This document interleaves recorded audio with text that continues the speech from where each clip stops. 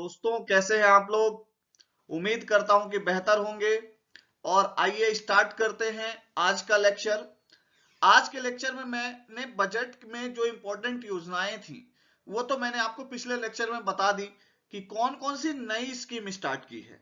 आज हमारा एक्सपेंडिचर उसकी बात करेंगे कि हमने कहां से कितना अर्जित किया और कहां कितना खर्च किया, कहां से रेवेन्यू आया और कहां रेवेन्यू जाएगा। इसकी पूरी बात बजट पार्ट 2 में हम करेंगे आज के लेक्चर में। और पिछले लेक्चर में मैंने आपको बजट के बारे में एक छोटा सा ओवरव्यू दे दिया था। आज उसी सीरीज को आगे बढ़ाते हैं और स्टार्ट करते हैं आज का लेक्चर जो बहुत ज्यादा इंपॉर्टेंट है। ठीक है, चलिए स्टार्ट करते हैं आज का लेक्चर कुछ इन लाइनों के साथ।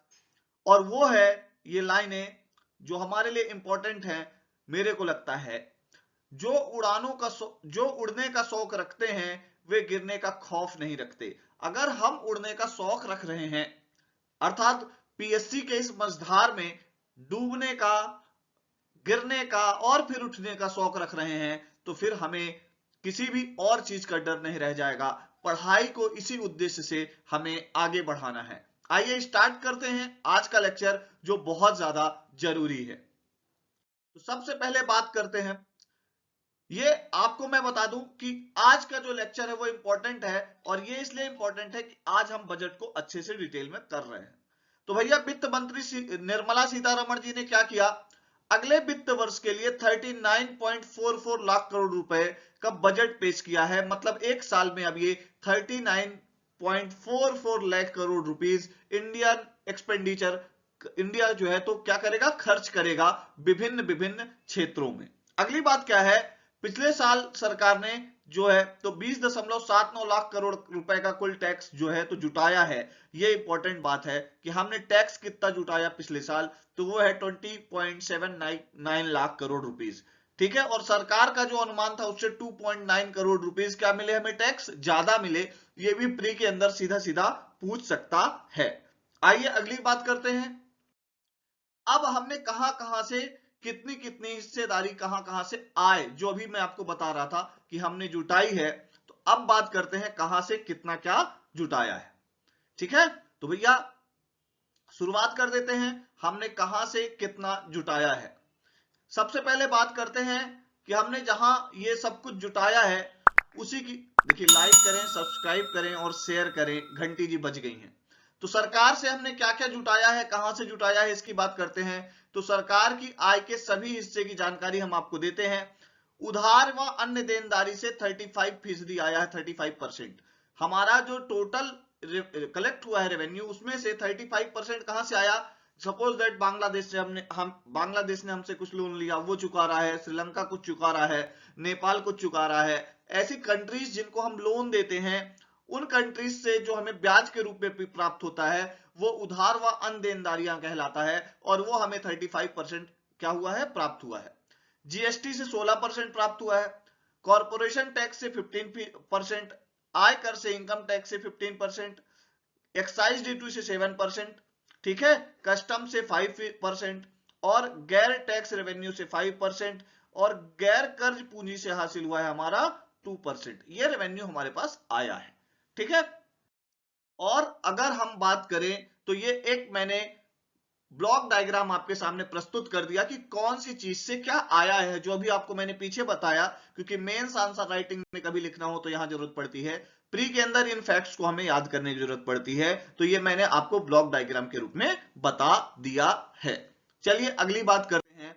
और अगली बात यह है कि भैया अगले वित्त वर्ष में सरकार की सबसे बड़ी कमाई का हिस्सा अब खर्च कहां कहां हुआ। ठीक है, अभी तो हमने इनकम की बात कर ली, अब खर्च की।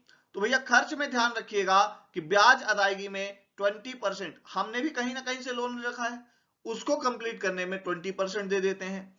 राज्य के हिस्से का और टैक्स ड्यूटी 17% दे देते हैं। केंद्रीय योजनाओं में सेंट्रल जो स्कीम्स है उसमें 15%। वित्त आयोग व अन्य ट्रांसफर्स में जो हम वित्त आयोग वगैरह को करते हैं वो 10%। केंद्र स्पॉन्सर्ड योजनाओं में 9% और सब्सिडी में 8%। तो यहां पे ये ध्यान रखिएगा हम सब्सिडी कितनी देते हैं, तो 8% हम क्या देते हैं, अपने बजट की सब्सिडी देते हैं, ये ध्यान रखिएगा। ठीक है, डिफेंस में हमने कितना खर्च किया, 8%। पेंशन में 4% और अन्य खर्चे जो हैं वो हमारे 9% है। ये आपको ध्यान रखना है, जो हमने आगे के लिए एस्टिमेट बना रखा है उसके लिए ये जानकारी ज्यादा इंपॉर्टेंट है। अगली बात करते हैं, तो ये आपके सामने ब्लॉक डायग्राम, आपको जो मैंने अभी बताया उसको ब्लॉक डायग्राम में आपके सामने मैंने यहां पे प्रस्तुत कर दिया है। आप इसको आसानी से इस ब्लॉक डायग्राम के माध्यम से समझ सकते हैं। चलिए आगे बढ़ते हैं और अगली बात करते हैं, किस योजना में हमें कितना पैसा हमने आवंटित किया। ठीक है, चलिए तो योजना FY23 में आवंटन FY22 में संशोधित आवंटन हुआ है, इसको आप एक बार नहीं ध्यान देंगे तो भी चलेगा। अगला है नेशनल हेल्थ मिशन, ठीक है, उसमें कितना दिया तो 37.8 हजार करोड़ रुपए दिए हैं हमने।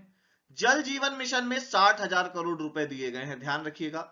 नेशनल एजुकेशन मिशन में हमने कितना दिया है 39.553 करोड़ रुपीस। ठीक है, प्रधानमंत्री ग्राम सड़क योजना के लिए 19,000 करोड़ रुपए। ठीक है, पीएम किसान योजना के लिए 68,000 करोड़ रुपए।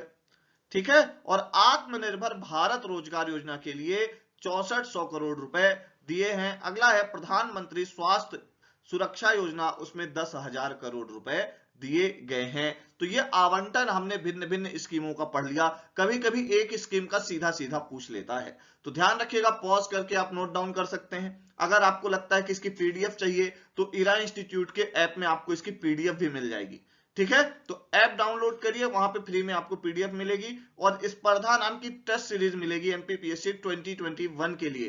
ठीक है, तो आप उसको भी परचेज कर सकते हैं वहां से और टेस्ट का लाभ ले सकते हैं स्पर्धा नाम की। अगली बात करते हैं हम, आम बजट 2012-13 में मध्य प्रदेश, घंटी जी बज गई हैं, तो जिन्होंने अभी तक लाइक सब्सक्राइब शेयर नहीं किया है तो प्लीज लाइक करिएगा, सब्सक्राइब करिएगा, जो अभी हमारे चैनल में नए हैं, पुराने लोग तो लगातार जुड़े हुए हैं। अगली बात करते हैं, आम बजट 2022-23 में मध्य प्रदेश को केन बेतवा लिंक परियोजना में क्या मिला वो ध्यान देते हैं। तो केन बेतवा लिंक परियोजना कितने की है ये भी क्वेश्चन पूछ सकता है, तो 44,000 करोड़ रुपए की है, ये ध्यान रखिएगा। उसमें से इस बजट में हमें कितने मिले 1400 करोड़ रुपए, ये ध्यान रखिएगा। ठीक है, बजट में ये बात घोषणा करी हमारी निर्मला सीतारमण जी ने। और अगर हम बहुत ज्यादा देखें तो अब प्रोजेक्ट में क्या करेंगे, 5 और नदियों को जोड़ा जाएगा। अभी तक तो केन बेतवा लिंक परियोजना की बात चल रही थी, पर अब इसको और एक्सपांड करके 5 और नदियों को जोड़ दिया जाएगा। ये भी प्रश्न बन सकता है, ध्यान रखिएगा। चलिए आगे बढ़ते हैं और अगले बार देखते हैं क्या है। केन बेतवा लिंक परियोजना में सबसे ज्यादा फायदा किसको होगा, तो बुंदेलखंड को होगा, बहुत ज्यादा इंपॉर्टेंट है। अब देखिए, केन बेतवा लिंक परियोजना के बारे में मैंने हालांकि आपको बता दिया है, पर यहां पे फिर से बता देता हूं कि 2005 में भारत की पहली रिवर लिंकिंग प्रोजेक्ट था। ये भारत का पहला रिवर लिंकिंग प्रोजेक्ट जिसको मंजूर किया था, तो उस समय यूपी के सीएम थे मुलायम सिंह, एमपी के सीएम थे कौन, बाबूलाल गौर, और दोनों ने मिलकर 2005 में ये एएमयू साइन किया था आपस में दोनों राज्यों के बीच। और ये हुआ था कि केन बेतवा लिंक परियोजना बनेगी, पर क्योंकि पन्ना टाइगर रिजर्व, पन्ना बायोस्फीयर रिजर्व और पन्ना नेशनल पार्क का बहुत बड़ा क्षेत्र इसके डूब क्षेत्र में आ रहा था, इसलिए अभी तक पेंडिंग थी। एनजीटी ने भी इसको रोक रखा था, अभी एनजीटी की मंजूरी मिल गई है और अब ये प्रोजेक्ट स्टार्ट होगा। तो ध्यान रखना है कि अब क्या होगा, केन बेतवा लिंक परियोजना में दोनों राज्यों के टोटल कितने जिले लाभान्वित होंगे, एमपीपीएससी टाइप का क्वेश्चन, तो 13 जिले। 9 जिले किसके होंगे, मध्य प्रदेश के, और ध्यान रखिएगा बाकी बचे कितने 4 जिले वो होंगे उत्तर प्रदेश के। तो भैया मध्य प्रदेश के कौन कौन से जिलों को लाभ मिलेगा, आप लोग मेंस आंसर राइटिंग करें तो भी ध्यान रखिएगा कि भैया ड्रॉट प्रोन इलाका है क्या, बुंदेलखंड, उसकी ड्रॉट की जो समस्या है उसको समाप्त करने में बहुत ज्यादा मदद करेगी केन बेतवा लिंक परियोजना। तो पहले ही बात करते हैं, पन्ना, टीकमगढ़, छतरपुर, सागर, दमोह, दतिया, विदिशा, शिवपुरी और रायसेन, इनको बेनिफिट मिलेगा केन बेतवा लिंक परियोजना से, और केन का पानी बेतवा में लाया जाएगा, ये भी आपको ध्यान में रखना है। अब यूपी के कौन कौन से जिले लाभान्वित होंगे, तो बांदा, महोबा, झांसी और ललितपुर। ठीक है, ये 4 डिस्ट्रिक्ट है जिनको बेनिफिट मिलेगा केन बेतवा लिंक परियोजना का। ठीक है, और बुंदेलखंड क्षेत्र एमपी यूपी दोनों में फैला हुआ है, ये बात भी आपको पता है। केन बेतवा इंटरलिंकिंग प्रोजेक्ट की मदद से मध्य प्रदेश में सिंचाई, पीने के पानी, बुंदेलखंड के अंदर की बात कर रहे हैं, सिंचाई और पीने के पानी की कमी को हम क्या करेंगे, दूर करेंगे। इससे माइग्रेशन भी कुछ हद तक कम होगा। अब बात करते हैं मार्च 2021 में केंद्रीय जल शक्ति मंत्रालय और मध्य प्रदेश और उत्तर प्रदेश के बीच केन बेतवा लिंक परियोजना का एग्रीमेंट हुआ है।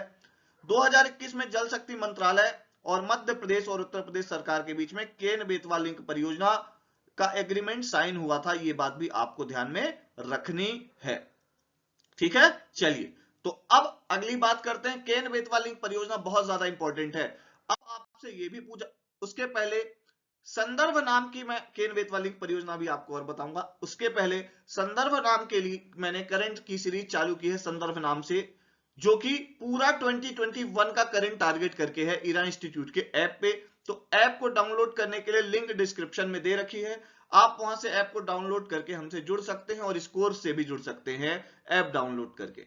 अगली बात करते हैं अपन संकल्प, ठीक है। ये हिंदी मुख्य परीक्षा के लिए, ध्यान रखिएगा, मेंस के लिए, हिंदी के लिए टारगेटेड बैच है ये संकल्प नाम से, और इसमें हिंदी पूरी तरीके से कवर की जाएगी। आप चाहें तो ऐप के माध्यम से उसे हमसे जुड़ सकते हैं इरा इंस्टीट्यूट के ऐप पर। कॉन्टेक्ट नंबर भी दे रखा है, कोई तकलीफ हो तो आप कॉल लगा सकते हैं। अब अगली बात करते हैं कि केन बेतवा लिंक परियोजना में नदियों को जोड़ने के लिए केंद्र सरकार ने क्या किया है, नेशनल प्रोस्पेक्टिव प्लान लेके आए हैं। कौन? केंद्र सरकार। केन बेतवा लिंक परियोजना प्लान का पहला प्रोजेक्ट है, किसका? नेशनल प्रोस्पेक्टिव प्लान का। यह क्वेश्चन भी आपसे पूछा जा सकता है कि नेशनल प्रोस्पेक्टिव प्लान का फर्स्ट प्रोजेक्ट कौन सा है। तो आपको ध्यान रखना है केन बेतवा लिंक परियोजना पहला है प्रोस्पेक्ट, ठीक है, केन बेतवा लिंक परियोजना, ध्यान रखिएगा आप। अगली बात करते हैं, केन नदी का पानी बेतवा नदी में ट्रांसफर किया जाएगा और दोनों नदियों को जोड़ने में टोटल लेंथ की कितनी है, नहर की लंबाई, ये भी पूछ सकता है एमपीपीएससी और एमपीएसआई या व्यापम के दूसरे एग्जाम। तो 221 किलोमीटर इसकी लंबाई है, ये भी आपको ध्यान में रखना है। और जल शक्ति मंत्रालय के अनुसार केन बेतवा लिंक से सालाना 10.62 लाख हेक्टेयर जमीन की सिंचाई होगी। 10.62 लाख हेक्टेयर क्या होगा, सिंचाई होगी केन बेतवा लिंक परियोजना से। तो यह भी हमसे पूछा जा सकता है। और अगली बात क्या है, लगभग 62 लाख लोगों को पानी मिलेगा, यह भी आपको ध्यान में रखना है।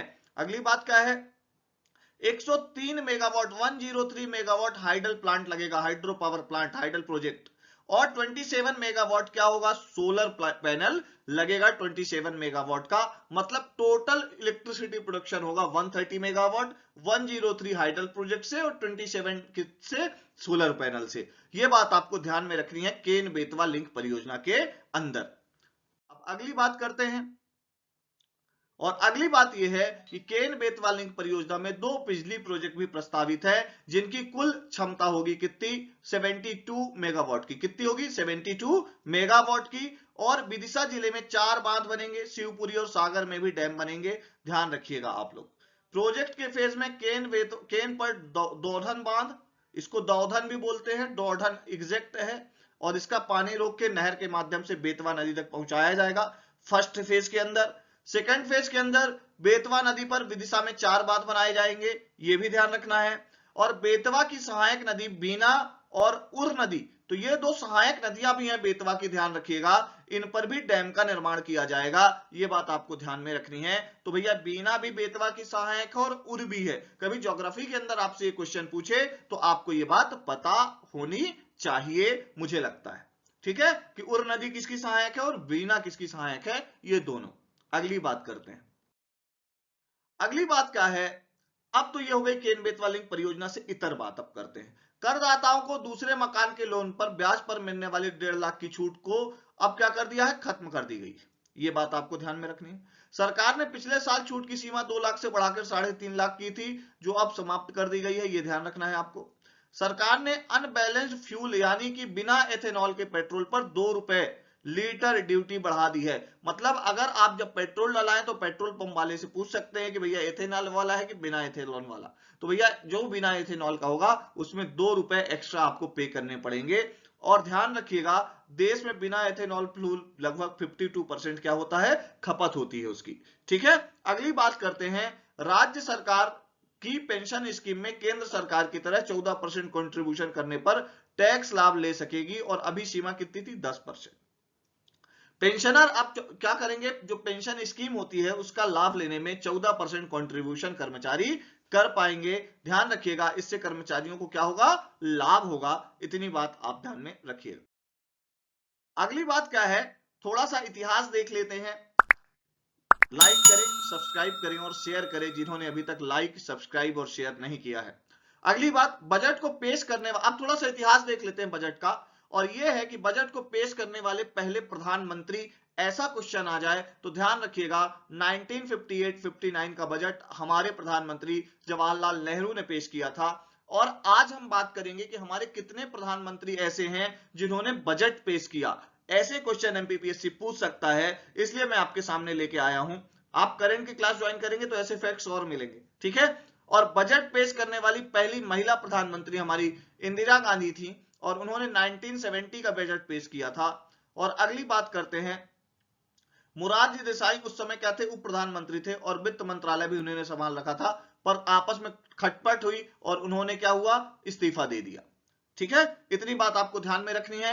और अगले प्रधानमंत्री जिन्होंने हमारा बजट पेश किया था, और उनका नाम है राजीव गांधी। अभी तक 3 प्रधानमंत्री ऐसे हैं जिन्होंने हमारा क्या किया है, बजट पेश किया है। तो भैया ध्यान रखिएगा, तीनों गांधी परिवार से हैं, नेहरू जी, इंदिरा जी और राजीव गांधी जी। राजीव गांधी जी ने, अगर मैं गलत नहीं हूं तो 1988-89 का बजट पेश किया था, 1970 का बजट पेश किया इंदिरा गांधी ने, और 58-59 का नेहरू जी ने पेश किया था बजट। तो यह ध्यान रखिएगा, अभी तक 3 ही प्रधानमंत्री ऐसे हुए हैं जिन्होंने बजट पेश किया है।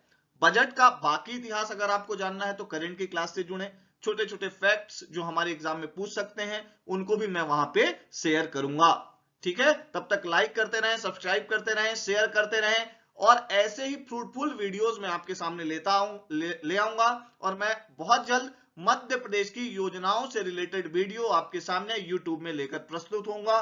ठीक है, और इरा इंस्टीट्यूट डाउनलोड करना ना भूलें, इरा इंस्टीट्यूट का app. Thank you very much.